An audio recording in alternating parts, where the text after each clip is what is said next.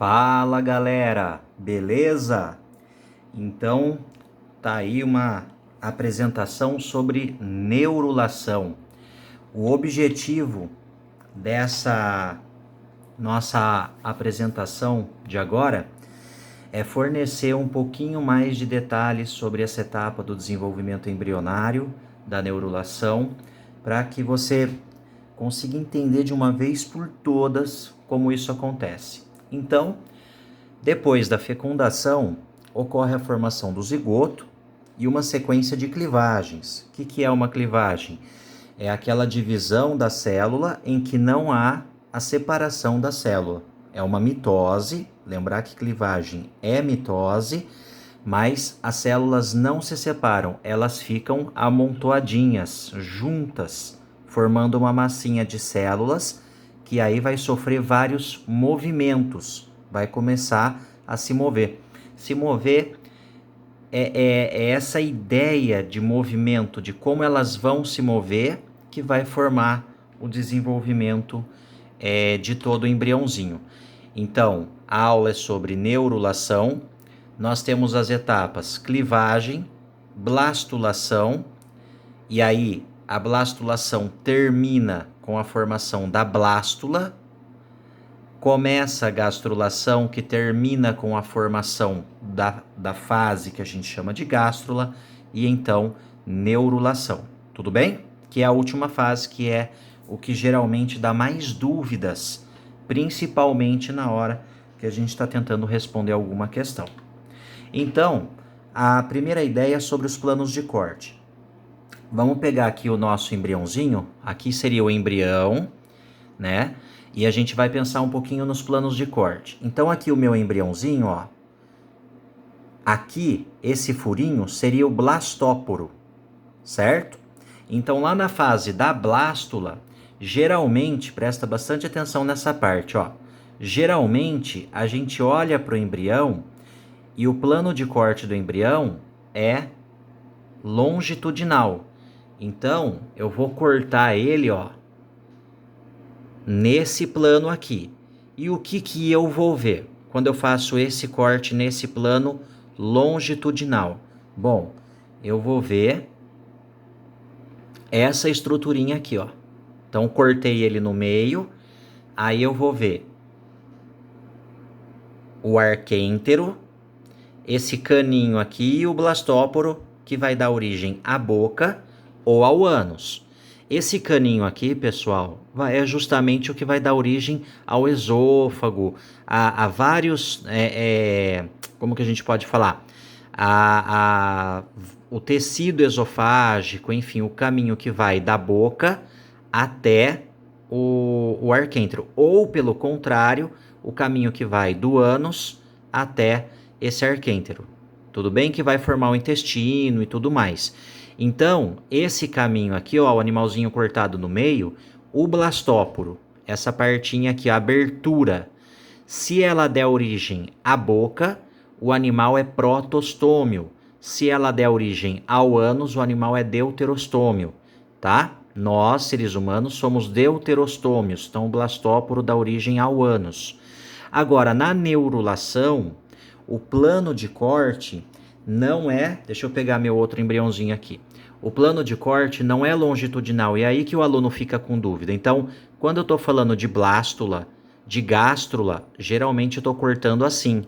Então, a gente fala da invaginação, olha lá o desenho da gástrula, da blástula, você vai se lembrar. Agora, na neurula, eu estou cortando essa região aqui, ó.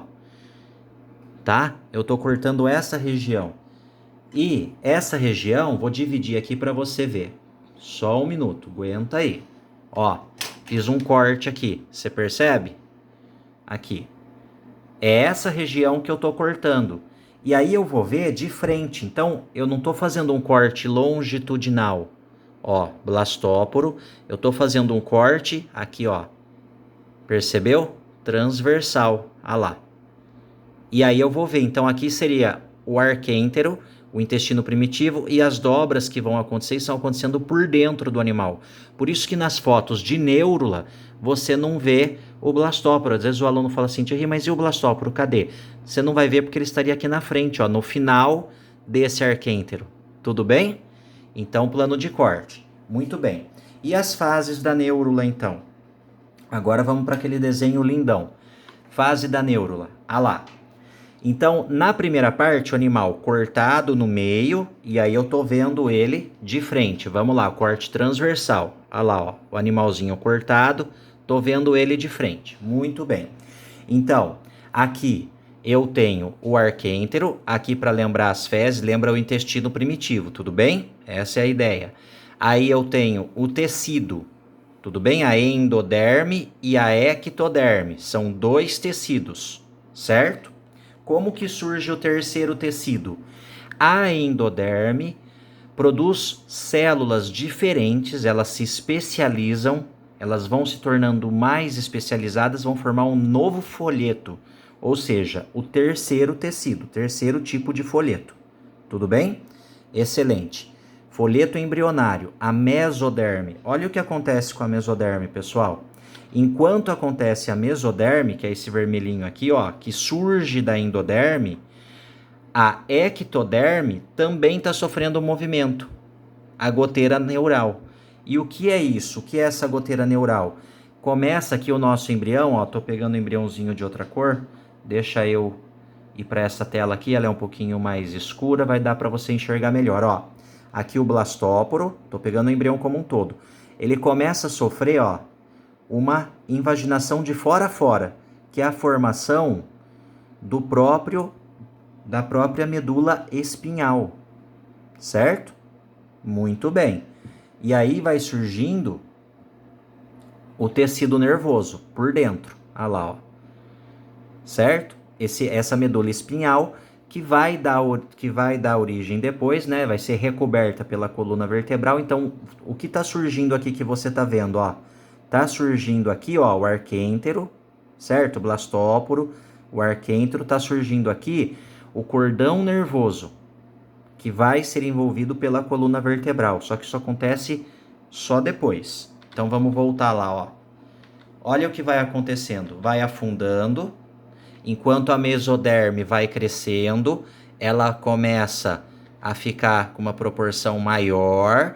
Enquanto isso, a ectoderme vai se dobrando e vai, olha lá, individualizando a estrutura. Então aqui vai formar já o que será o nosso sistema nervoso. E a mesoderme se separa, ó, tá vendo? E vai indo aqui para as extremidades. Surge essa aberturinha aqui, ou seja, uma cavidade. Essa cavidade vai dar origem ao celoma. Então, olha lá, a cavidade, tá vendo o desenho? A ideia do desenho é ele ser bastante simples para você poder entender como é que funcionam as estruturas. Então, surgimento aqui, né, ó, ectoderme dobrando. Eu tenho vários movimentos ocorrendo simultaneamente. Mesoderme aqui, ó, se dividindo. E, enquanto isso, a endoderme em laranja continua o seu desenvolvimento, certo? Olha só. Aí o que acontece? A mesoderme ela vai se separando e se solta da endo. Assim que isso acontece, com um outro grupinho de células aqui que está em verde, começa a se especializar, começa a se diferenciar também. Olha lá só. E aí eles começam a subir também, vai se separar da endoderme. Então a endoderme dá origem à mesoderme e dá origem a o que a gente chama de notocorda. A notocorda vai crescer aqui para os lados e ela vai dar origem à coluna vertebral. Então a notocorda vai envolver o que a gente chama de tubo neural. Tudo bem? Tubo neural que vai dar origem ao seu sistema nervoso. E aí a mesoderme, ela cresce, ó. Ela vai preenchendo todo o espaço. E aqui, lembra a cavidade? Essa cavidade em branco aqui é o que a gente chama de celoma. Então, tem 3 condições que os animais podem ser. A mesoderme pode crescer totalmente e preencher todo o espaço entre a ectoderme e a endoderme. Aí esse animal não tem cavidade, tá vendo? Então, a gente chama ele de acelomado. É o caso da planária. Segundo caso, a mesoderme pode crescer, ficar grudadinha com a ectoderme, só que ela não tem contato nenhum com a endoderme. Então é um celoma que preencheu, digamos assim, ele cumpriu metade da possibilidade. É por isso que a gente fala que esse celoma ele não é verdadeiro, ele é um pseudoceloma. Tudo bem? Joia. E o terceiro caso, que é o nosso, o terceiro caso, o celoma, ele cresce, ele preenche totalmente, fica aqui juntinho com a ectoderme e também fica junto com a endoderme. Então ele forma uma cavidade que se liga totalmente aos dois folhetos embrionários. Então, o que a gente chama de cavidade verdadeira, de celoma verdadeiro. Então, é um animal celomado, que é o nosso caso. Tudo bem? Muito obrigado, espero que vocês tenham entendido melhor. Aqui no caso, então, para a gente terminar, eu tenho um animal acelomado, pseudocelomado ou celomado. Veja, como que eu resolvo essa questão? Ectoderme em azul, endoderme em laranja.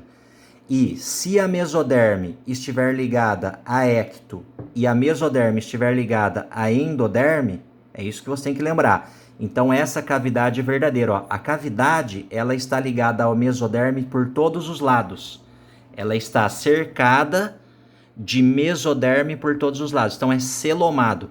Se a cavidade não está cercada de mesoderme em vermelho, se ela não está cercada por todos os lados, é pseudocelomado. E se nem tem cavidade em branco aqui, ó, nem tem espaço, então é acelomado. Tudo bem?